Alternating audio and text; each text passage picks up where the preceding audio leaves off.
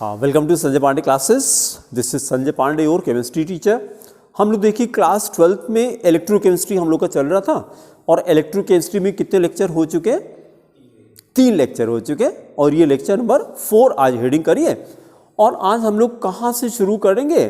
Faraday's second law से start करेंगे। Heading करिए Faraday's second law of electrolysis. ये 3.3 टॉपिक है, Faraday's second law of electrolysis. Heading करके और फिर थोड़ा सा पहले 2 मिनट पीछे का रिकॉल करते हैं हम लोग कि फैराडेज लॉ होता क्या है, मतलब फैराडे लॉ किस चीज के लिए अप्लाई करते हैं, किस चीज से रिलेटेड ये लॉ है। हाँ, ये भी ठीक है, या सिंपली ये वर्ड यूज करिए, इलेक्ट्रोलिसिस के लॉज हैं ये, इलेक्ट्रोलिसिस के लॉज कि जब इलेक्ट्रोलिसिस कराते हैं, ठीक है, तो जब इलेक्ट्रोलिसिस कराते हैं तो हम लोग क्या करते हैं, इलेक्ट्रोलिसिस कैसे कराते हैं? तो एक इलेक्ट्रोलाइटिक सेल होती है, एक इलेक्ट्रोलाइटिक सेल होती है, इसमें क्या अरेंजमेंट रहता है? कोई एक कंटेनर है और इस कंटेनर के अंदर हमने क्या फिल किया? इलेक्ट्रोलाइट फिल किया। वाटर तो है ही है, उसके अंदर हमने कोई इलेक्ट्रोलाइट डाल दिया। ये इलेक्ट्रोलाइटिक सॉल्यूशन जैसे कॉपर सल्फेट डाल दिया, इसके अंदर हमने कॉपर सल्फेट डाल दिया। तो जब कॉपर सल्फेट डालेंगे तो ये डिसोसिएट हो जाएगा, Cu2 plus SO4 double bond इसमें डिसोसिएट हो गया। उसके बाद इसके अंदर ये क्या डाल दिया हमने? इलेक्ट्रोड्स डाल दिए, ये मेटल की 2 रॉड्स डाल दी हमने और इन दोनों को हमने ये क्या अटैच कर दिया? ये बैटरी अटैच हो गई। ये जो जिसकी हाइट ज़्यादा है ये एनोड है, जिसकी हाइट कम है ये कैथोड है। इस पे नेगेटिव चार्ज रहता है, इस पे पॉजिटिव चार्ज रहता है। अब जैसे आप इसमें बैटरी अटैच करेंगे तो क्या होगा? ये जो कैटायंस हैं ये आप ये लर्न करेंगे C2C, cations towards cathode, short में हमने कहा C2C, और ये लर्न किया हमने A2A, एनायंस कहाँ जाएंगे? एनोड पे जाते हैं। तो जैसे ये Cu2 प्लस आयन ये कहाँ गया? कैथोड पे गया, यहाँ पर, और कैथोड पे जा करके देखे इसने क्या किया? Cu2 plus 2 moles of electron, हाँ, प्लस 2 मोल्स ऑफ इलेक्ट्रॉन ये एक्सेप्ट करके वो फ्री कॉपर में कन्वर्ट हो गया। यही कॉपर आके यहाँ पे डिपॉजिट हो जाता है। तो ये जो कॉपर डिपॉजिट होता है उसका जो वेट होता है वो किस पे डिपेंड करता है? Q पे, चार्ज पे डिपेंड करता है। इसी को फैराडेज लॉ कहा जाता है। फैराडे ने ये बताया, फैराडे ने हमको इसकी रिलेशनशिप बताई कि इलेक्ट्रोलिसिस के बाद कितना वेट कैथोड पे डिपॉजिट करता है, that will depend upon charge pass, और कोई फैक्टर नहीं होता है। अब ये तो फर्स्ट लॉ था। अब इन्होंने क्या किया, अगर कई सेल्स हैं हमारे पास, उन सारी सेल्स को क्या किया हमने? सीरीज में हमने कनेक्ट कर दिया। सपोजिंग अब ये क्वेश्चन करेंगे जिसमें 4 सेल दी हुई है। लास्ट टाइम पे हम लोगों ने थोड़ा सा समराइज किया था इसको। ये हमने 4 सेल ले लिया, तो अब एक तरीका तो यह है कि चारों में हम अलग अलग बैटरी अटैच करें। दूसरा तरीका यह है कि चारों को हमने क्या कर दिया? सीरीज में कनेक्ट कर दिया। चारों को हमने सीरीज में कनेक्ट कर दिया, ऐसे ये कर दिया, फिर ये कर दिया, और इसको लाके हमने एक बैटरी से अटैच कर दिया। तो अब क्या होगा? चारों सेल में सेम चार्ज पास करेगा। बहुत अच्छा, चारों में सेम चार्ज पास करेगा, तो अलग अलग हमको करंट नहीं पास करना पड़ा, ये एडवांटेज हो गया। अच्छा, अब उसके बाद थोड़ा सा हमको ये रिकॉल करना पड़ेगा। सपोजिंग यहां पे W1 ग्राम डिपॉजिट हो गया, यहां पे W2 डिपॉजिट हो गया, W3 हो गया, यहां पर एनोड पे हमको ऑक्सीजन मिल गई, गैस मिल गई। 3 में तो सॉलिड मिला, सॉलिड जाके कैथोड पे, कैटायन तो कैथोड पे जाता है, लेकिन ऑक्सीजन एनोड पे इवॉल्व होती है। अच्छा, अब जरा देखिए इन दोनों के वेट में डिफरेंस होगा कि नहीं? दोनों सेल में, मतलब यहां पे W1 डिपॉजिट किया, यहां W2 डिपॉजिट किया, तो ये दोनों सेम होगा कि डिफरेंट होगा? हाँ, वेट कैसे पता? पर उसमें वॉल्यूम के टर्म्स में होगा, इसमें मास के टर्म्स में होगा। नहीं, वो तो अलग चीज हो गई।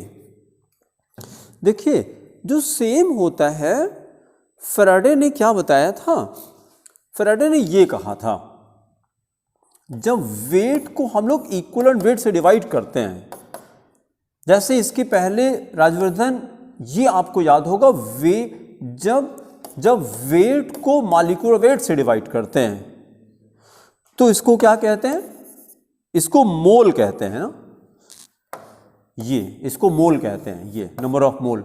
उसी तरह से जब वेट को इक्वल वेट से डिवाइड करते हैं तो इसको इक्विवेलेंट्स कहते हैं। ये कॉपी में अलग से लिख लीजिए आप, वेट अपॉन लिखिए, ये दोनों लिखिए आप। वेट अपॉन मॉलिक्यूलर वेट को मोल कहते हैं, ये लिखिए, वेट अपॉन मॉलिक्यूलर वेट को मोल कहते हैं। और वेट अपॉन इक्विवेलेंट वेट, इसको इक्विवेलेंट्स कहेंगे या नंबर ऑफ इक्विवेलेंट्स कहेंगे।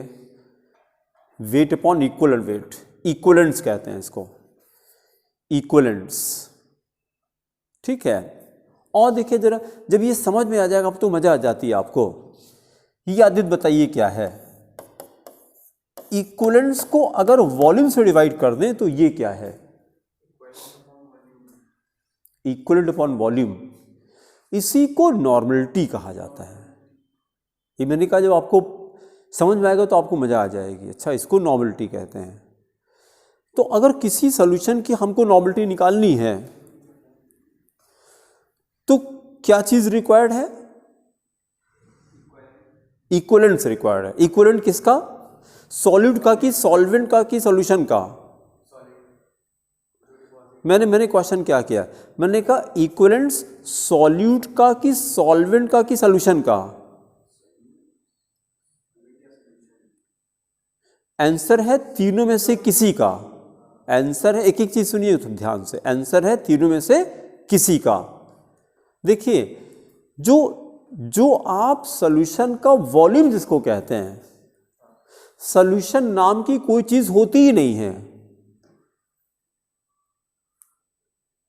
सॉल्यूशन का अपना कोई एग्जिस्टेंस नहीं होता क्योंकि सॉल्यूशन होता है सॉल्यूट एंड सॉल्वेंट को मिला के, ये कहा जाता है। अच्छा, जो सॉल्यूशन का वॉल्यूम होता है, सॉल्यूशन का अपना कोई वॉल्यूम नहीं होता है, वो वॉल्यूम सॉल्वेंट का होता है और नाम सॉल्यूशन का हो जाता है। सॉल्यूट तो सर माइनर रहता है, सॉल्वेंट उड़ जाता है। हाँ, सॉल्यूट जो है, सॉल्यूट जितना आप पानी डालेंगे वही वॉल्यूम हो जाता है। अच्छा, सॉल्यूशन बनने के बाद volume of solvent, volume of solution, volume of solute, तीनों एक ही चीज हो जाती है। जब सॉल्यूशन बन जाता है तो आप दोनों की आइडेंटिटी खत्म, अब एक नई चीज बन गई सॉल्यूशन। अब उसमें सॉल्यूट का क्या पता, नहीं पता, खत्म, अब खत्म। तो लेकिन जो वॉल्यूम आया है वो सॉल्वेंट की वजह से आया, सॉल्वेंट की वजह से आया है। तो अब जैसे जो हम लोग इक्विवेलेंट कहते हैं, इक्विवेलेंट तो होता है वेट अपॉन इक्विवेलेंट वेट। जब निकालते हैं तो सॉल्यूट को सॉल्वेंट में डाला जाता है ना, तो हम सॉल्वेंट के वेट को सॉल्वेंट का इक्विवेलेंट लेते हैं और उसी को वॉल्यूम से डिवाइड करते हैं। तो देखिए इक्विवेलेंट होता है सॉल्यूट का और वॉल्यूम होता है सॉल्वेंट का, और नॉर्मलिटी होती है सॉल्यूशन की।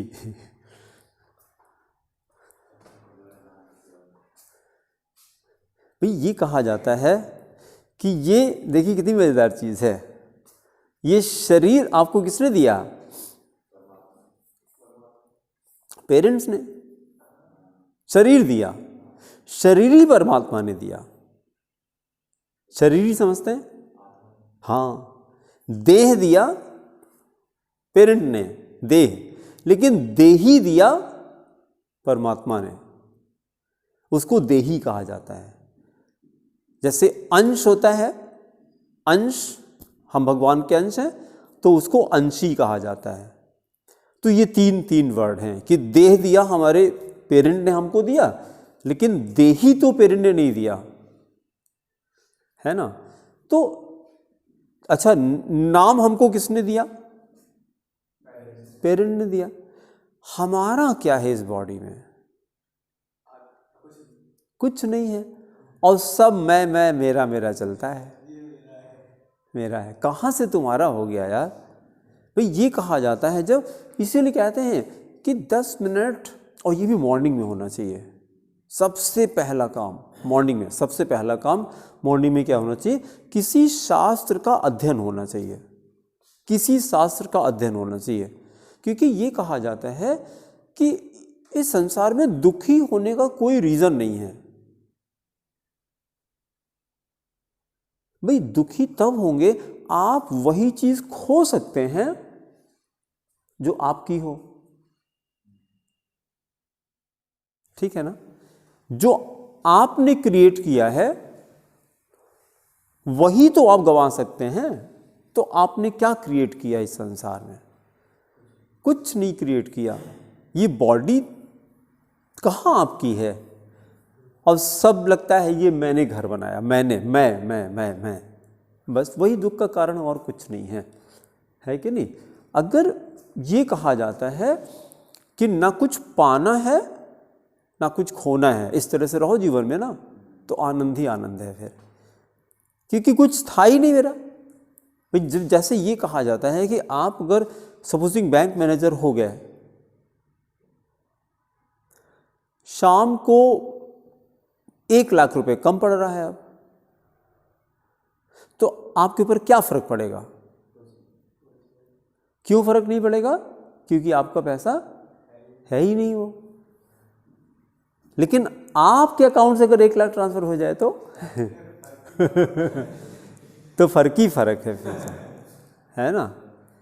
तो वो उसी तरह से यहां पर भी है कि अगर ये मान लीजिए कि एवरीथिंग बिलोंग्स टू गॉड, मेरा कुछ नहीं है, तो फर्क नहीं पड़ेगा आपको, फिर सब उसी का है, ठीक है, तो कोई फर्क नहीं पड़ेगा।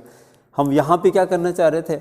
यहाँ पे ये करना चाह रहे थे, तीनों वर्ड्स को अच्छे से, इक्विवेलेंस होता है सॉल्यूट का, नंबर ऑफ इक्विवेलेंट सॉल्यूट का लिया जाता है, और वॉल्यूम होता है ना सॉल्वेंट का, और नॉर्मलिटी होती है सॉल्यूशन की, जबकि सॉल्यूशन का कुछ नहीं होता ना। हाँ, बस पता नहीं क्यों है पता नहीं क्यों है। एक 2 मिनट की स्टोरी सुन लीजिए, कभी आप टाइम मिले तो आप सर्च कीजिएगा। ओनेसिस एक बहुत बड़ा शिपिंग का बिजनेस था उसका, ओनेसिस का, एंड ही बिकेम मिलेनियर हो गया। एक लड़का था, एक लड़की थी। लड़की की डेथ हो गई तो, और वो पैसा कमा रहे थे, और कमाते जा रहे थे, और इसी बीच में फिर लड़की को ग्रैंड डॉटर, मतलब लड़की को लड़की हो गई, लेकिन अब बिजनेस बढ़ता जा रहा है। नहीं, लड़का मर गया। एक लड़का था, एक लड़की थी, लड़के की डेथ हो गई, तो अब ये पूरा जो फॉर्चून है वो किसको जाएगा? लड़की को जाएगा। इस बीच में लड़की की डेथ हो गई और ओनेसिस की भी डेथ हो गई। अब ये जो $1 बिलियन का एसेट तैयार किया है वो किसको जाएगा? ग्रैंड डॉटर को। और वो थी 3 साल की। तो अब देखिए, इसी को लाइफ कहा जाता है कि इतना अंपायर खड़ा किया, तो ना तो उनके लड़के ने एंजॉय किया, ना लड़की ने एंजॉय किया, ना खुद एंजॉय कर पाए। 3 साल की लड़की वो बिलियनियर हो गई, बाई बर्थ बिलियनियर है वो, और जिसको कुछ पता नहीं है। मतलब एक ट्रस्ट के थ्रू वो पैसा सब मैनेज किया जा रहा है, बच्चे को कुछ नहीं पता, अभी ट्रस्ट ही सारा कर रही है। तब उसके बाद होगा फिर जो भी लीगल होगा वो। अभी 3 साल के बच्चे को क्या सिखाएंगे आप? उसको तो चॉकलेट से मतलब है बस, चॉकलेट दीजिए, मोबाइल दे दीजिए, बस और कुछ नहीं चाहिए, है ना। तो ये मतलब इसको लाइफ कहा जाता है कि कुछ नहीं कह सकते, यहाँ पे कुछ नहीं है आपका, कुछ नहीं है आपका। मतलब किसने एंजॉय किया? आपके बच्चों ने भी नहीं किया, आपने तो किया ही नहीं, आपके बच्चों ने भी नहीं किया, आपके ग्रैंड चिल्ड्रन ने किया। और उसने जो है उसके लिए क्या मेहनत की होगी 3 साल के बच्चे ने $1 बिलियन कमाने के लिए। ऐसे भी जिंदगी हो सकती है। ये पुराने अपने पुण्य थे, कर्म थे, वो आके इकट्ठा हो गए, तो आपको पैदा होते ही मिल गया आपको सारा। हाँ, लेकिन ये बहुत खतरनाक चीज़ होती है। अगर इस तरह से मिल जाता है तो वो आपके दुख का कारण बन जाएगा, क्योंकि आपको वैल्यू तो है नहीं पैसे की। आपको लगता है कि पैसा तो एटीएम मशीन से निकलता है, पैसे कुछ करना थोड़ी नहीं पड़ता, वो एटीएम कार्ड वहाँ लगाना पड़ता है बस, जानेगा नहीं वो। तो मेहनत तो किया नहीं उसने, तो जब मेहनत नहीं किया तो जो कलेक्टेड मनी होती है वो ज़्यादा दिन नहीं चलती है। कोई ऐसा काम करेंगे कि पूरा ख़त्म हो जाएगा और फिर उसका दुख हो जाएगा। ठीक है, चलिए वापस हम ये राजवर्धन आपके दिमाग में बैठाना चाह रहे हैं। ये नया वर्ड इक्विवेलेंट्स किसको कहते हैं, ये आपके दिमाग में आ जाए तो न्यूमेरिकल में आगे हेल्प करेगा ये, है ना। इक्विवेलेंट किसको कहते हैं, बोलिए? Weight upon equivalent weight, weight upon equivalent weight को नंबर ऑफ इक्विवेलेंट कहा जाता है। और उसको अगर वॉल्यूम से डिवाइड कर दिया तो ये नॉर्मलिटी हो जाती है। सब अभी जरूरत पड़ेगी हम लोग को, नॉर्मलिटी हो जाती है। तो नॉर्मलिटी को हम लोग कैसे डिफाइन कर सकते हैं, सोल्यूशन के चैप्टर में जरूरत पड़ती है। Normality can be defined as number of equivalents of solute per litre is called normality of the solution. 1 litre solution के अंदर जितना ग्राम इक्विवेलेंट सॉल्यूट होता है, फिर से सुनिए, मैंने कहा 1 लीटर सॉल्यूशन के अंदर, हमने जैसे ये कहा मेरे पास 5N HCl रखी है, इसका क्या मतलब हुआ? हाँ वो ठीक है, अब किसी 10th वाले को समझाना है आपको कि 5N HCl का मतलब क्या होता है। इसका मतलब कि 5 इक्विवेलेंट 1 लीटर पानी में डिजॉल्व है, इसका ये मतलब हो गया। नॉर्मलिटी क्या है? Normality is number of equivalents पर लीटर, तो ये 5N हो गया। ठीक है, अब देखिए जरा 5N सल्फ्यूरिक एसिड, इसको डाइल्यूट सल्फ्यूरिक एसिड कहते हैं। और देखिए 36N सल्फ्यूरिक एसिड, इसको कॉन्सेंट्रेट सल्फ्यूरिक एसिड कहते हैं। कुछ डिफरेंस नजर आ रहा है? 5N 36N,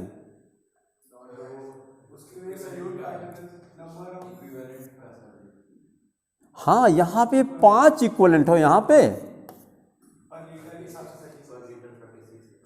तो मतलब डिफरेंस कम है कि ज़्यादा है कि बहुत ज़्यादा है? बहुत ज़्यादा है। इसको कॉन्सेंट्रेट सल्फ्यूरिक एसिड कहते हैं। 36N 36, हाँ हाँ,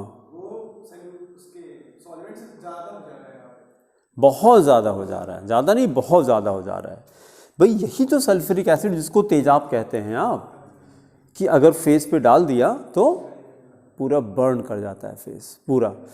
तो ये नॉर्मलिटी बहुत डिफरेंस आ गया।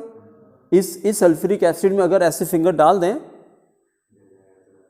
तो हड्डी बाहर आएगी, फिंगर डिजॉल्व हो जाएगी, फिंगर डिजॉल्व हो जाएगी। इसको सल्फ्यूरिक एसिड कहा जाता है, हैं? केमिकल्स में यूज़ होता है कौन से? Sulphuric acid. इसी को तो क्लास 10 की बुक में सल्फ्यूरिक एसिड के नाम पे ICSE में एक चैप्टर होता है, CBSE में नहीं होता। CBSE में 10th में ये चैप्टर नहीं है, लेकिन ICSE में सल्फ्यूरिक एसिड का नाम का एक चैप्टर है। तो वहाँ पे हम लोग स्टडी करते हैं कि it is also known as king of chemicals. Sulphuric acid को कहा जाता है king of chemicals. Sulphuric acid से HCl बनाते हैं, हाइड्रोजन क्लोराइड बनाते हैं लैब में। NaCl प्लस सल्फ्यूरिक एसिड मिला करके ये बनाते हैं। सल्फ्यूरिक एसिड कॉपर सल्फेट बनाते हैं। सल्फेट्स बहुत सारे फर्टिलाइज़र में यूज़ होता है ना। तो ये किंग ऑफ केमिकल बहुत सारे। हाँ बताया, ये अभी तो बताया HCl बनाने के लिए, HCl हाइड्रोजन क्वाइड बनाने के लिए यूज़ करते हैं, है ना। और बहुत सारे केमिकल्स में यूज़ करते हैं। कौन से सर, बहुत अच्छा डिहाइड्रेटिंग एजेंट होता है ये, यही है। ये तो अब भारतवर्ष से क्या कहा जाए, अब कायदे से तो नहीं मिलना चाहिए उनको। कायदे से तो मतलब प्रिस्क्रिप्शन से वो एक लीगल चैनल होता है बिना सर्टिफिकेशन के। जैसे बहुत सारी स्लीपिंग ड्रग्स हैं, मान लिया सोने की जो नींद की गोली होती है, वो बिना डॉक्टर के प्रिस्क्रिप्शन के नहीं मिलनी चाहिए, लेकिन मिल जाती है। आपने पैसा खिला दिया मेडिकल स्टोर वाले को, तो वो जो है अपना दे दिया आपको। तो ये भारतवर्ष से क्या कहा जाए, है ना।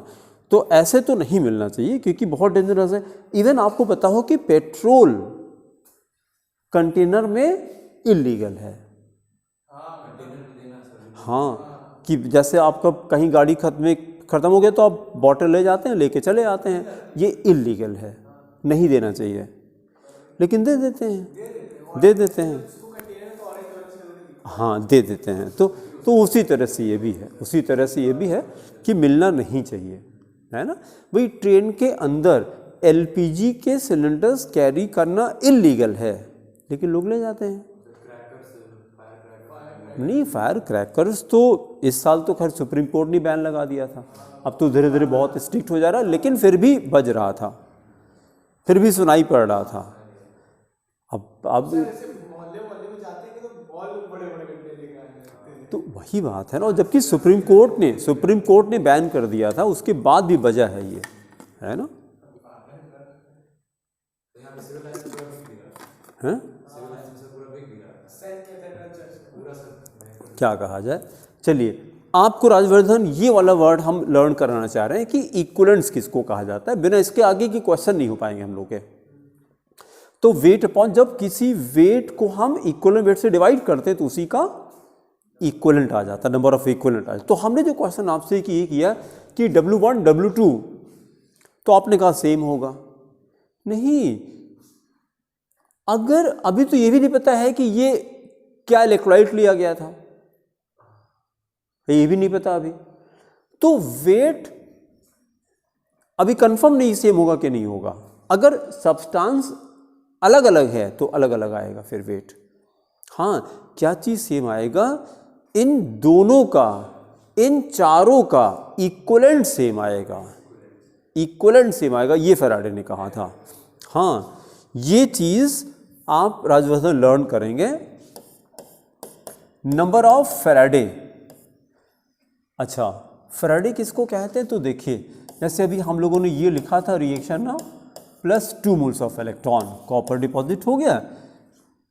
ये जो 2 मोल्स ऑफ इलेक्ट्रॉन है, ये जो अगर हम ऐसे लिखते Ag+, तो यहाँ कितना होता, 1 इलेक्ट्रॉन आता फिर, तो जिसको 1 मोल ऑफ इलेक्ट्रॉन कहते हैं, इसी की वैल्यू 1 फैराडे आती है। इसको 1 फैराडे भी कहा जाता है। पुराने लेक्चर आप देखिएगा तो उसमें पूरा एक्सप्लेनेशन में किया हुआ है। तो जितना फैराडे आएगा, number of Faraday is equal to number of equivalents. ये कॉपी में लिखिए आप जरा, number of Faraday is equal to number of equivalents. इसी से क्वेश्चन हम लोग करेंगे, number of Faraday is equal to number of equivalents. तो इन चारों सेल के अंदर हमने फैराडे तो सेम पास किया है, 400 सेम पास किया क्योंकि सीरीज में कनेक्ट कर दिया। तो जो चारों में सेम फैराडे पास हो रहा है, तो चारों सेल में क्या चीज सेम आएगा, इक्विवेलेंट सेम आएगा। चारों का इक्विवेलेंट सेम आएगा, चारों का वेट नहीं पता, अभी नहीं पता। अगर सब्सटेंस सेम है, जैसे एक न्यूमेरिकल अभी करेंगे कि पहले और दूसरे सेल में एल्युमिनियम क्लोराइड ले लिया, दोनों, इसे AlCl3 इसे भी AlCl3, तो दोनों में अगर सेम है तो दोनों में एल्युमिनियम डिपॉजिट करेगा, तो सेम वेट आ जाएगा, ठीक है। चौथी वाली सेल में उस क्वेश्चन में ऑक्सीजन गैस निकल रही है, तो ऑक्सीजन का क्या सेम होगा, इक्विवेलेंट सेम आएगा। चारों का इक्विवेलेंट सेम आएगा और फिर वॉल्यूम कैलकुलेट कर लेंगे उसका। कैसे करेंगे अभी आगे बताएंगे कैसे करते हैं, ठीक है। तो अब फैराडे सेकेंड लॉ भी किस चीज से रिलेटेड था? फैराडे सेकेंड लॉ भी इसी से रिलेटेड था कि अगर same amount of charge different solution से पास कर दें तो डिफरेंट सब्सटेंसेस के जो वेट डिपॉजिट होते हैं they are proportional to their equivalent weights. देखिए जरा, अगर हम ये लिखें तो क्या प्रॉब्लम है? W is proportional to E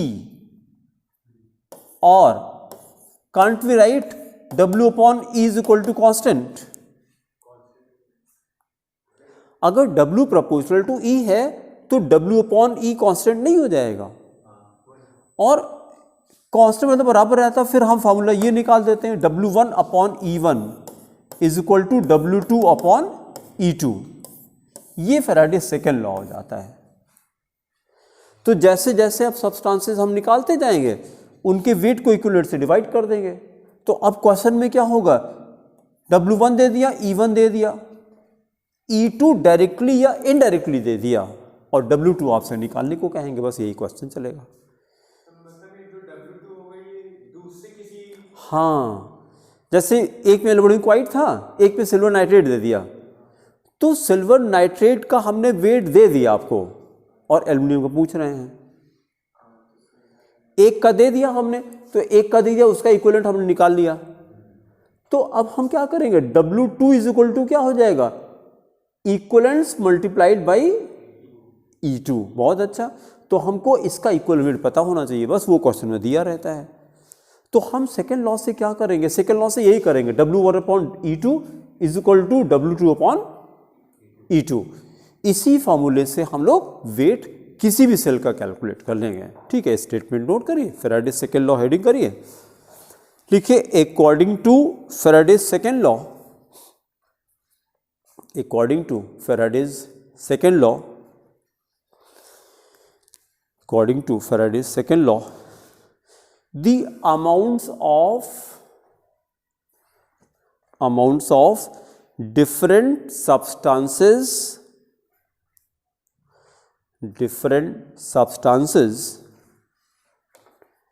decomposed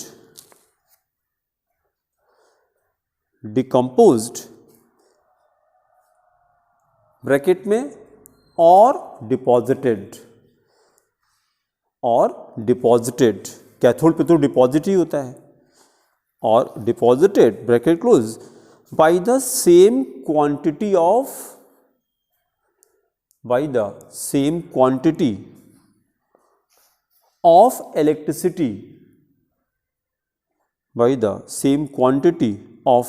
electricity are proportional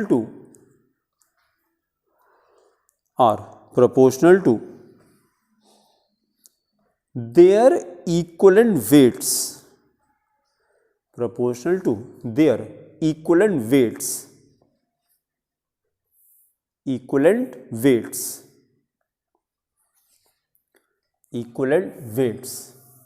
अगले स्टेप पे लिखे therefore W proportional to E, W proportional to E।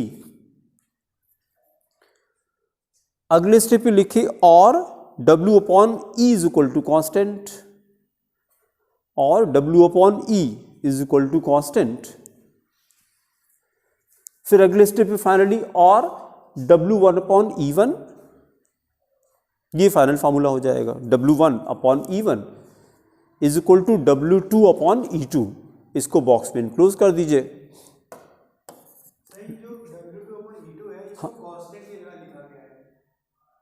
तो ये तो is equal to W3 upon E3 and so on चलता चलेगा।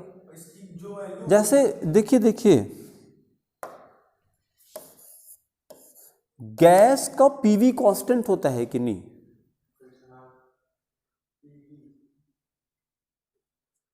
देखिए P1 V1 तो ये कांस्टेंट ही हुआ मतलब उसका प्रोडक्ट कांस्टेंट रहेगा, प्रोडक्ट कांस्टेंट रहेगा। तो वही चीज यहां पे क्या W अपॉन E ये कांस्टेंट रहता है। तो अब W वेरी करेगा, E वेरी करेगा, लेकिन प्रोडक्ट कांस्टेंट रहेगा। भाई गैस रखी थी, हमने प्रेशर बढ़ा दिया तो वॉल्यूम, अच्छा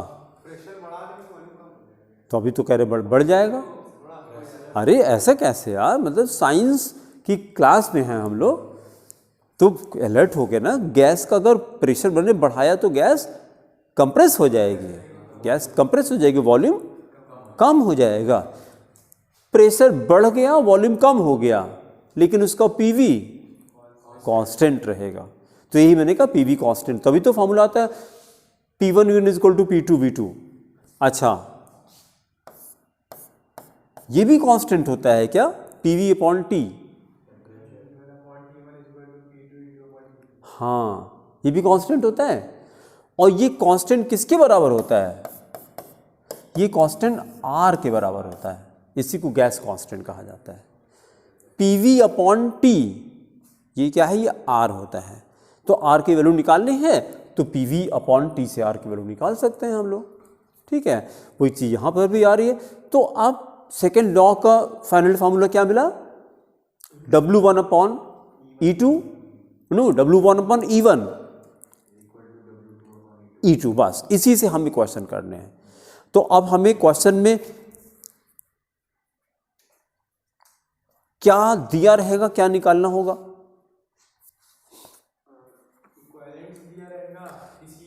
अगर इक्विवेलेंट दे दिया तो क्वेश्चन ही खत्म हो गया फिर तो। इक्वल, अब देखिए अलर्ट होके वर्ड्स का इस्तेमाल करिए। इक्विवेलेंट्स एंड इक्विवेलेंट वेट दोनों अलग अलग चीजें हो गई ना। इक्विवेलेंट्स किसको कहते हैं आदित्य, इक्विवेलेंट्स, तो अगर इक्विवेलेंट्स दे दिया तब तो क्वेश्चन ही खत्म हो गया फिर। इक्विवेलेंट वेट आपको दिया रहेगा, एक का तो हम वेट दे देंगे और इक्विवेलेंट वेट भी दे देंगे, दूसरे वाले का हाँ नहीं, केवल नहीं इक्विवेलेंट वेट देंगे। हाँ खूब खूब इसकी प्रैक्टिस करना होगा आपको, है ना। सुनने में एक ही जैसे लग रहे हैं लेकिन दोनों अलग अलग चीज़ें हैं। W अपॉन E को इक्विवेलेंट कहा जाता है। हाँ नंबर ऑफ इक्विवेलेंट बोलिए, शॉर्ट में हम इक्विवेलेंट्स बोल रहे हैं, नंबर ऑफ इक्विवेलेंट बोलिए तो कन्फ्यूजन नहीं होगा। हाँ तो हमको E2 दिया रहेगा और W2 निकालना रहेगा, यही क्वेश्चन हमको करना होगा, ठीक है।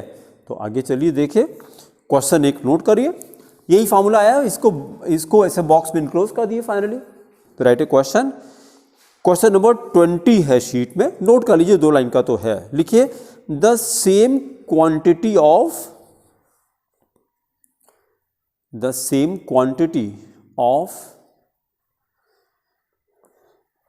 electricity is passed,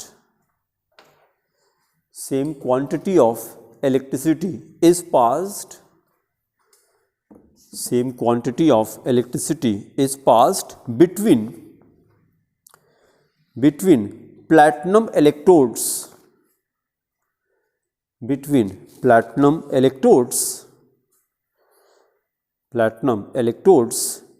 dipped in the following solutions, dipped in the following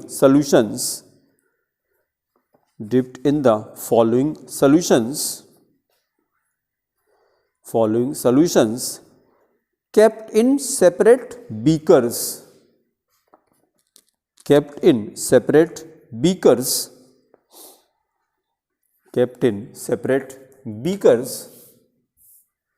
अगले स्टेप में 4 बीकर दिए हैं, लिखे नंबर 1 0.03 MaLCl3, 0.03 MaLCl3। फिर दूसरा सॉल्यूशन देखिए, नंबर 2 करिए 0.01 M, 0.01 M अगेन AlCl3।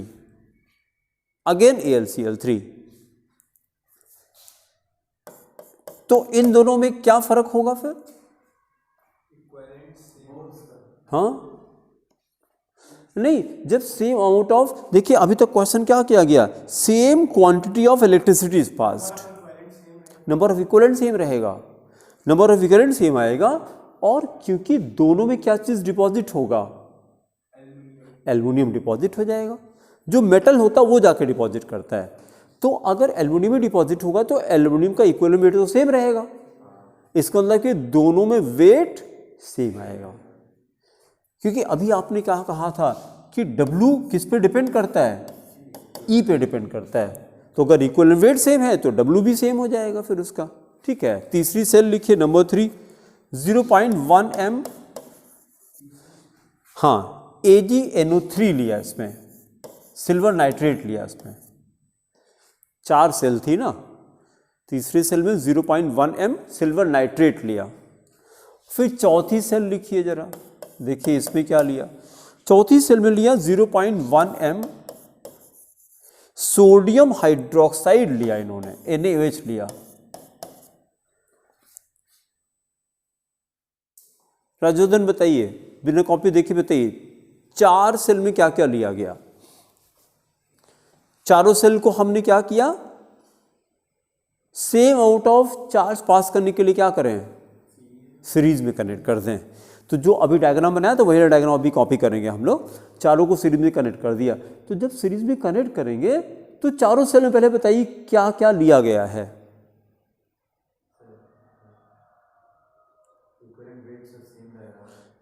नहीं नहीं नहीं नहीं, हम पूछ रहे हैं कि चारों सेल में क्या क्या लिया गया है, जिसकी एल्कुलिसिस करा रहे हैं वो देख के बताइए जो लिखा हुआ है।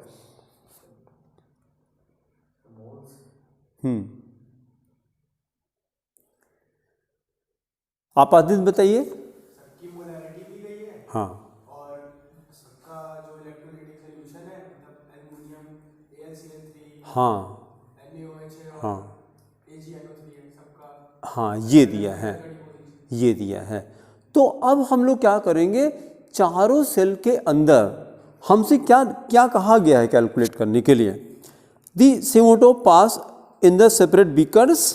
अब पैरा चेंज करिए, अभी तक तो ये दिया गया था, अब क्वेश्चन आते हैं, है ना। क्वेश्चन इन्हीं चारों में से किसी का वेट पूछेंगे। चौथी वाली सेल में जब NaOH की इलेक्ट्रोलिसिस करते हैं सोडियम हाइड्रोक्साइड की, तो ये Na प्लस OH माइनस, ये कहाँ जाएगा, एनोड पे जाएगा। OH जब एनोड पे जाता है तो ऑक्सीजन गैस इवॉल्व करता है, and oxygen is the gas, oxygen is the gas. Gas की जो इंफॉर्मेशन है यूजुअली वॉल्यूम के टर्म में रहती है, तो चौथी वाली सेल में आपसे वॉल्यूम पूछेंगे। यहाँ तो एल्युमिनियम डिपॉजिट करेगा, ये देखिए, ये यहाँ पर एल्युमिनियम मिलेगा, यहाँ पर एल्युमिनियम मिलेगा, यहाँ पर सिल्वर मिलेगा, और यहाँ पर ऑक्सीजन मिलेगी। तो यहाँ पे तो वॉल्यूम पूछेंगे, लेकिन इन तीनों का वेट। इस क्वेश्चन में सिल्वर का वेट दे दिया है आपको, कितना ग्राम सिल्वर डिपॉजिट होती है। इसकी हेल्प से हमसे फर्स्ट और सेकेंड सेल में वेट पूछेंगे, और चौथी वाली सेल में ऑक्सीजन का वॉल्यूम पूछेंगे। क्वेश्चन कंप्लीट करिए। If 0.36 gram, if 0.36 gram of silver is deposited,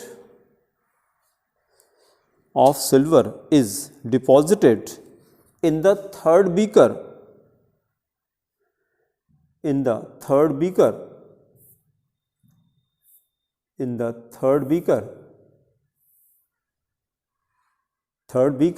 comma, what is the mass of aluminium? What is the mass of aluminium deposited? Mass of aluminium deposited in the first and second beakers, first and second beakers, and volume, ये निकालना है, and volume of oxygen gas evolve, volume of oxygen gas evolved in the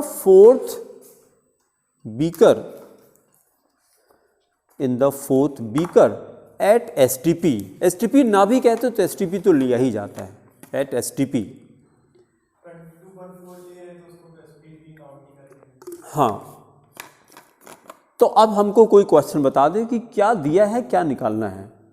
wait of silver deposit दिया हुआ है हाँ और aluminium का deposit निकालना है। हाँ, एल्युमिनियम का निकालना है और चौथी सेल में वॉल्यूम ऑक्सीजन का वॉल्यूम निकालना है। तो पहली बात तो ये कंफर्म है, पहले हम लोग ये बता दें कि फर्स्ट और सेकेंड सेल में एल्युमिनियम का वेट नहीं निकालना है, सेम आएगा। सेम आएगा। हमसे पूछा गया है, सबका वेट पूछा गया। देखिए ये पूछा ना कितना ग्राम सिल्वर डिपॉजिट किया, तो what is the wait of aluminium deposit in the first and second beaker. तो फर्स्ट और सेकेंड बीकर में एल्युमिनियम को वेट सेम आएगा, अलग अलग नहीं आएगा। ये पहले टीचर को बता दिया जाए, मतलब अलग अलग वर्किंग करने का क्या सेंस है, टीचर समझ जाएगा छापा हुआ है आपने कहीं से, भाई वही चीज़ आ रही तो आप दो बार क्यों लिख रहे हैं। तो पहले ही हमने इंट्रोडक्शन ही बता दिया कि हाँ कि दोनों में इसका वेट सेम आएगा। ठीक है, तो सबसे पहले तो वो वाला डायग्राम बनाइए। 4 सेल जैसे शुरू बनाया था, 4 सेल को बना के सीरीज में कनेक्ट कर दीजिए। ये ऐसे 4 कंटेनर लीजिए, 4 कंटेनर लीजिए और चारों में 2-2 इलेक्ट्रोड डाल दीजिए।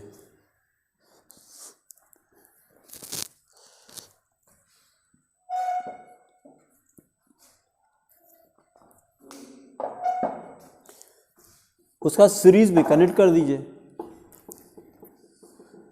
सीरीज में कनेक्ट करके फिर एक बैटरी लगा दीजिए, बैटरी लगा दीजिए। सब में कॉन्सेंट्रेशन दिखा दीजिए, सब में कॉन्सेंट्रेशन। पहली सेल में जो कॉन्सेंट्रेशन था 0.03 m, ये 0.03 m AlCl3 था। ये एरो बना के यहाँ पे ये सॉल्यूशन बताइए, 0.03 m AlCl3 है इसमें। सेकेंड वाले में ये देखिए, ये यहाँ पे था 0.01 m, 0.01 m AlCl3 था।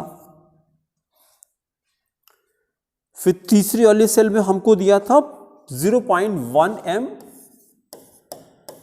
0.1 m क्या दिया है, सिल्वर नाइट्रेट AgNO3 दिया है तीसरी सेल में। और चौथी सेल में बताइए क्या दिया है, 0.1 m, बोलिए, NaOH दिया है। मेरे साथ साथ बोलते रहिए जिससे पता रहे कि आप यहाँ बैठे हैं, है ना। नहीं तो माइंड तो जानते हैं खाली शरीर यहाँ रहता है और माइंड कहाँ जाता है, या तो पास्ट में जाएगा या फ्यूचर में जाएगा। प्रेजेंट में अगर माइंड है तो इसका मतलब क्या है, कॉन्सेंट्रेटेड है। देखिए ज़्यादातर लोग क्या होता है कि खुशी पाने के लिए हर काम करते हैं। पढ़ाई लिखाई क्यों कर रहे हैं, खुशी पाने के लिए कर रहे हैं।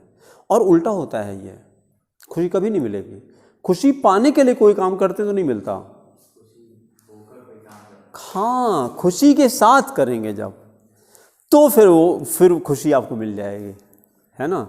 ऐसे ही जो है 2-3 साल पहले मेरे ख्याल से एक लड़की का नाम खुशी था, तो 10th की क्लास में वो बैठी थी, तो हमने सबसे क्वेश्चन किया, अभी खुशी कहाँ मिलेगी, तो क्या SPC में मिलेगी खुशी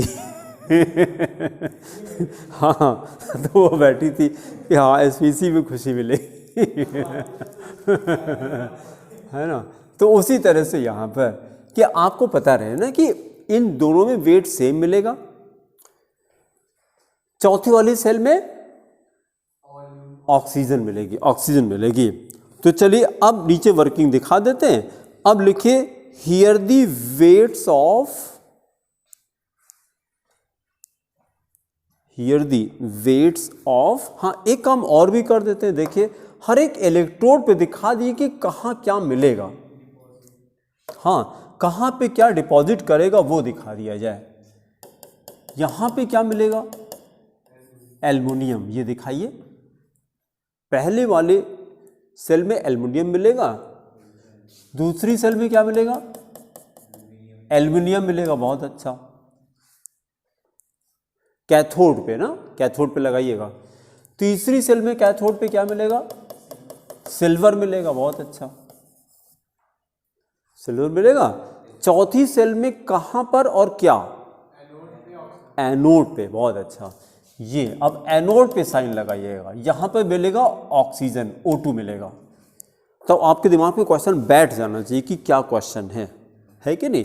आप कंटिन्यू करिए, लिखिए here the wait of aluminium deposited, here the wait of aluminium deposited in the first and second beaker, in the first and second beaker will be the same, will be the same, will be the same, because we are passing, because we are passing the same quantity of current, we are passing the same quantity of current, same quantity of current. Now stop writing. अब हम क्या करें, second, first और second beaker में aluminium को wait बताना था। तो सेकेंड लॉ का फॉर्मूला क्या है, बहुत अच्छा, W1/W2 इज इक्वल टू, हाँ W1/E1, W1/E1 is equal to, हाँ एक फॉर्मूला और भी है, W1/W2 is equal to U1/E2। ये दोनों एक ही चीज तो है मैथमेटिकली। हाँ, दोनों के जो रेट का रेशियो होगा वो इक्वल रेट का भी रेशियो वही आएगा। मैथमेटिकली दोनों में कोई डिफरेंस नहीं है, क्रॉस मल्टीप्लाई हो जाएगा। ठीक है, तो हम क्या करेंगे, तीसरी सेल में W3 दिया है और सिल्वर का इक्विवेलेंट वेट ना, कहाँ दिया, हाँ सिल्वर की वैलेंसी होती है 1। तो हम लोगों ने कहा था ना equivalent weight is equal to valency. बहुत अच्छा, तो वेट हमको दिया है अपॉन सिल्वर की वैलेंसी 1 होती है। तो इसका जो एटॉमिक वेट है, नहीं वेट नहीं, सॉरी एटॉमिक वेट, हाँ ये atomic weight, atomic weight upon valency. तो एटॉमिक वेट सिल्वर का कितना, 10, हाँ 108। तो अब वैलेंसी 1 है तो इक्विवेलेंट वेट 108 हो जाएगा। तो इससे हमने क्या निकाल लिया, नंबर ऑफ इक्विवेलेंट निकाल लिया। अब ये इक्विवेलेंट तो सबका सेम चलेगा, ये इक्विवेलेंट सबका सेम चलेगा। नंबर ऑफ इक्विवेलेंट्स निकालने के दो फॉर्मूले हैं, हाँ एक तो ये होगा equivalent atomic weight upon valency वाला, नहीं, एटॉमिक वेट अपॉन वैलेंसी तो इक्विवेलेंट वेट निकलता है, ये इक्विवेलेंट वेट है। और जब वेट को इक्विवेलेंट वेट से डिवाइड करते हैं तब इक्विवेलेंट्स निकलता है। इक्विवेलेंट्स और इक्विवेलेंट वेट दोनों अलग अलग चीजें हैं। इक्विवेलेंट्स को नंबर ऑफ इक्विवेलेंट कहा जाए तो कंफ्यूजन नहीं होगा, थोड़ा लंबा हो जाएगा बोलने में बस। ठीक है, तो जो सेम मिलता है वो क्या, नंबर ऑफ इक्विवेलेंट सेम मिलता है, या उसी को नंबर ऑफ ग्राम इक्विवेलेंट भी कहा जाता है। ठीक है, तो चलिए अब फर्स्ट और सेकेंड बीकर में एल्युमिनियम का वेट सेम आएगा। तो नीचे वर्किंग करते हैं, नीचे लिखिए wait of aluminium, wait of aluminium in the first and second beaker, first and second beaker. तो वही फॉर्मूला कर दिए, W1/E1, फॉर्मूला लिखिए नीचे, W1/E1 is equal to W2/E2। W1 silver को ले लेते हैं, है ना। तो सिल्वर का वेट देखिए कितना दिया, जब W1/E1 को इक्वेट करेंगे W2 से, हाँ तो दोनों में से कोई हाँ कोई भी ले लीजिए, कोई भी ले लीजिए, क्या फ़र्क पड़ेगा उससे। यूजुअली जो नोन रहता है लेफ्ट पे रखा जाता है, यूजुअली जो नोन रहता है उसकी वैल्यू लेफ्ट पे रखा जाता है, अननोन को राइट पे रखते हैं। एक कन्वेंशन बना रखा मैथ्स में हम लोगों ने। आप कहीं भी रखिए कोई फ़र्क नहीं पड़ेगा, दोनों में से कहीं भी आ जाएगा। तो वैल्यू रखिए, W1 कितना हो जाएगा? नहीं, अरे भाई अच्छा चलिए आप ही बताइए, W1 W2 किसी को भी मान लीजिए, इससे क्या फ़र्क पड़ेगा। हम कह रहे हैं जो दिया है वो क्या दिया है, सिल्वर का दिया है, तो उसको आप क्या मानना चाह रहे हैं, W1 के W2? कोई बात नहीं, W2 ही कर लीजिए। तो W1 को ऐसे रहने दीजिए फिर बाइज्जत, उसको डिस्टर्ब मत करिए। तो अब अपॉन E1 क्या हो जाएगा फिर? अरे नंबर ऑफ इक्विवेलेंट क्यों चलेगा, इक्विवेलेंट वेट यार। इक्विवेलेंट वेट किसका? एल्युमिनियम का हो जाएगा। तो चलिए अगले स्टेप में आ जाइए। W1 अपॉन E1 को वैसे रहने दीजिए, इज इक्वल टू हो गया W2 की वैल्यू बताइए फिर अब। हाँ क्वेश्चन से देखिए, हाँ 0.36 अपॉन 108, बहुत अच्छा, अपॉन 108 108 और 108 कैसे आया, तो ब्रैकेट में वर्किंग दिखा दीजिए, लिखे equivalent weight of silver is equal to atomic weight upon valency. ये फॉर्मूला हो गया, एटॉमिक वेट अपॉन वैलेंसी। तो फिर आगे वैल्यू कर दी, is equal to 108/1। Atomic weight 108 होता है, वैलेंसी 1।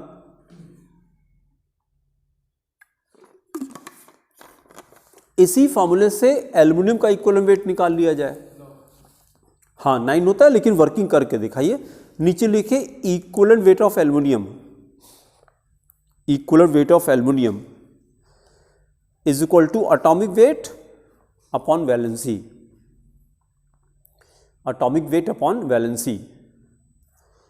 एटॉमिक वेट एल्युमिनियम का 27 होता है, atomic weight of aluminium is 27 upon valency 3 होती है। 27 अपॉन 3 9 हो गया, 9। अब इस वैल्यू को लाके अपने W1 W2 वाले फॉर्मूले में रख देते हैं। तो फिर आगे आ जाइए, देयरफॉर W1 अपॉन 9, W1 निकालना है हम लोग को। W1 upon 9 is equal to 0.36 upon 108। अब मोबाइल निकालिए और W1 की वैल्यू निकाल लीजिए। 0.03। हाँ बहुत अच्छा, 0.00। हाँ देखिए फिर से करिए, 0.0033, 0.0033। नहीं रुक जाइए, मैंने जो नहीं, रुक जाइए, गलती हमसे हो गई। 0.0033 ये इक्विवेलेंट्स आया है, वो हमने इक्विवेलेंट निकाल लिया था अलग से। आपका आंसर सही था, 0.03 ग्राम आएगा, W आएगा 0.03 ग्राम, 0.03 ग्राम।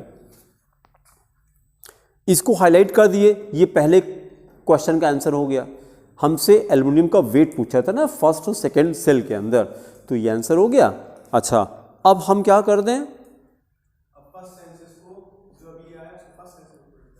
फर्स्ट, अब जरूरत क्या है, हो तो गया।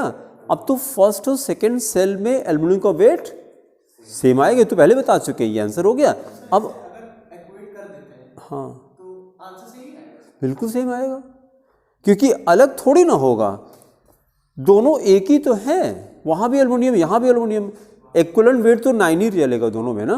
अच्छा फिर उसके बाद और क्या निकालना था, ऑक्सीजन का वॉल्यूम। अब हेडिंग करिए, volume of oxygen in the fourth beaker, volume of oxygen in the fourth beaker, volume of oxygen in the fourth beaker. अब एक काम कर लेते हैं, कैसे शुरू करें?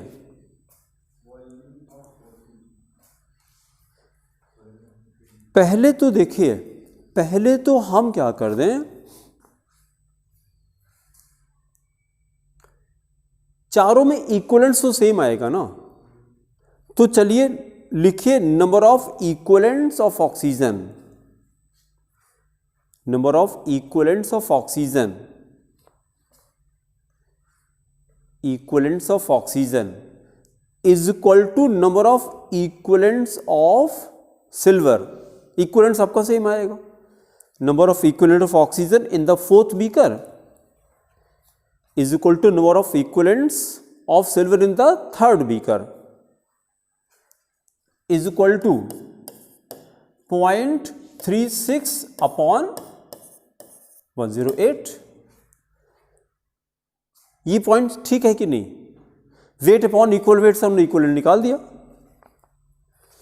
ये वैल्यू आ रही है 0.0033। इसकी कोई यूनिट होगी क्या?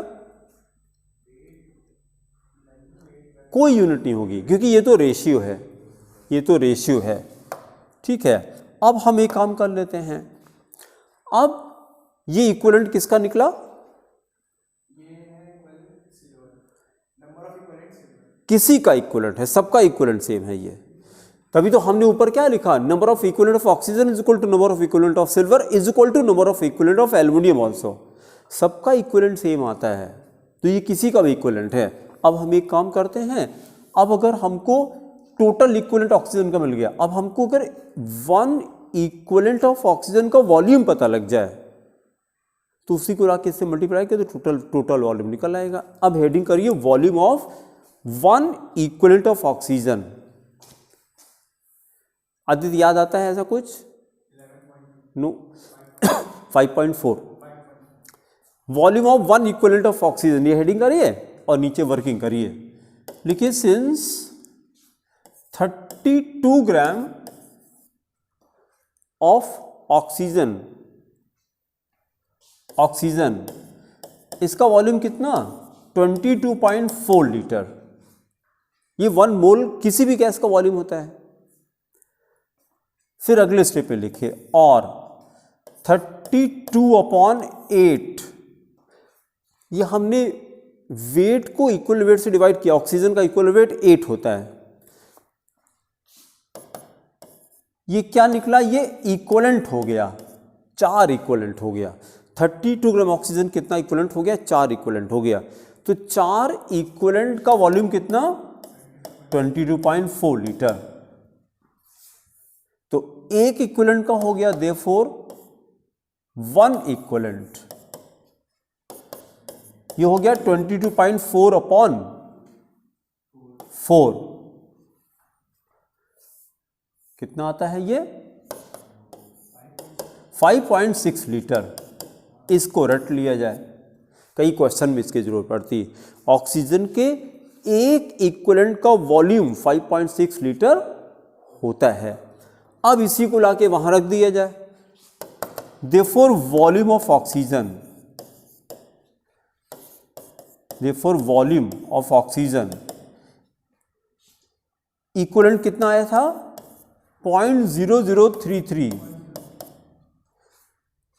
मल्टीप्लाइड बाई 5.6, यही आंसर हो जाएगा। 5.6 से मल्टीप्लाई कर दीजिए, तो देखिए मल्टीप्लाई करिए, आंसर निकालिए।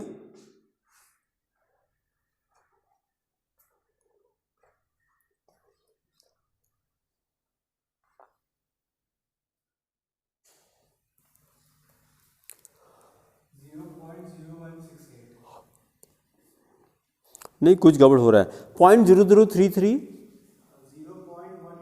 हाँ, अब आंसर आ गया 0.0184, 0.0184 लीटर, लीटर ये आंसर है। ठीक है, चलिए इतने ही रखिए और अगले टर्न पे इसकी क्वेश्चन शीट से और सॉल्व करने की कोशिश करिए थोड़े से, है ना। अगले टर्न पे और कुछ क्वेश्चन हम लोग ट्राई करेंगे। जो वॉल्यूम निकाल हाँ तो पहले तो हमने इसका एक नंबर ऑफ इक्विवेलेंट्स निकाल लिया है टोटल। हाँ ठीक है। हाँ फिर हमने इसको वन इक्विवेलेंट का जो था ऑक्सीजन का वॉल्यूम इससे मल्टीप्लाई किया है। हाँ तब ये वो बता नहीं रुक जाइए देखिए, अगर मान लिया हम क्या कर दें, इसको थोड़ी देर छोड़ दीजिए आप, हम एक केले के ठेले पे गए, तो क्या ये पॉसिबल है कि हम एक एक केला पूरा गिने? अगर गिनना हो ठेले पे, वो जब लेके आता होगा तो क्या एक एक केला गिन के लाता होगा? वो क्या ना, वेट से नहीं लाता। केले को कैसे लाया जाता है? डजन से लाते हैं। तो अगर आपको ये पता लग जाए, हमने कहा कि ये 50 डजन है, तो कितना हो गया?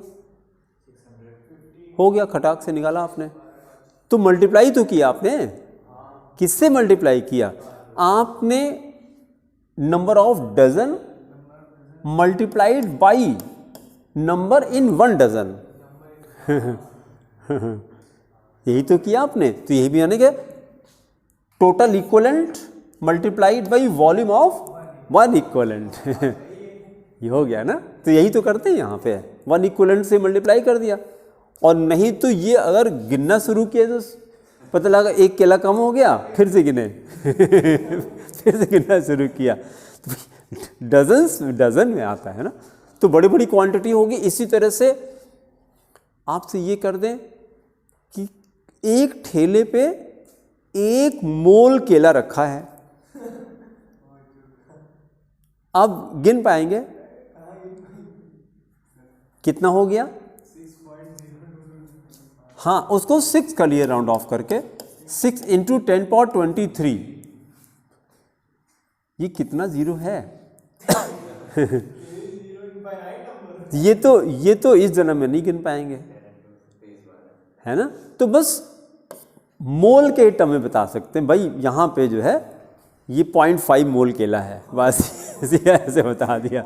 0.5 मोल केला है, ऐसे बता दिया। क्योंकि नंबर गिनने लगे तब तो फिर फुर्सत हो गई फिर। ठीक है, चलिए इतने करके छोड़ दी, फिर अगले टर्न पे कंटिन्यू किया जाएगा। Thank you.